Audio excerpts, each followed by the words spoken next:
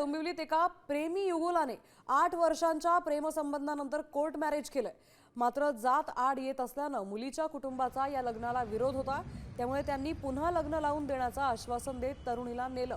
तेव्हापासून तरुणी आणि तिचं कुटुंब बेपत्ता आहे। या प्रकरणी मानपाडा पोलिसात तक्रार दाखल झाली आहे, तर बेपत्ता तरुणी आणि तिच्या कुटुंबाचा शोध घेतला जातोय।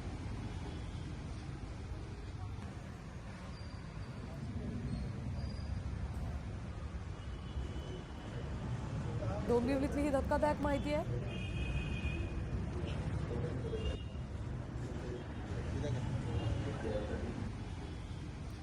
आमचं 15 मे 2026 रोजी आमचं कोर्टामध्ये लग्न झालेलं होतं।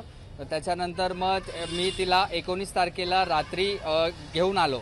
आम्ही कोर्ट मॅरेजमध्ये तिच्या आईवडिलांना सांगितलं आम्ही कोर्ट मॅरेज केलेलं आहे। तिचे आईवडील फोर्स करत होते की ते पाहुणे आलेले त्याला बघण्यासाठी हो बोल म्हणून।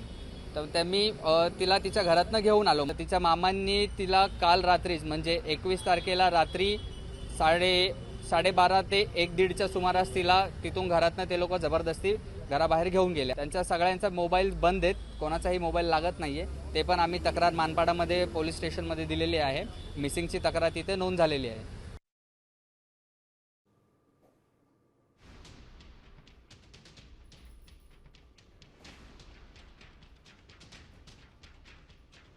मानपाडा पोलीस स्टेशन येथे ओमकार गुंडू बनसोडे वय 24 वर्ष राहणार दावडी नाका डोंबिवली यांनी दिनांक 22 मे 2026 रोजी एक तक्रार नोंद केलेली आहे।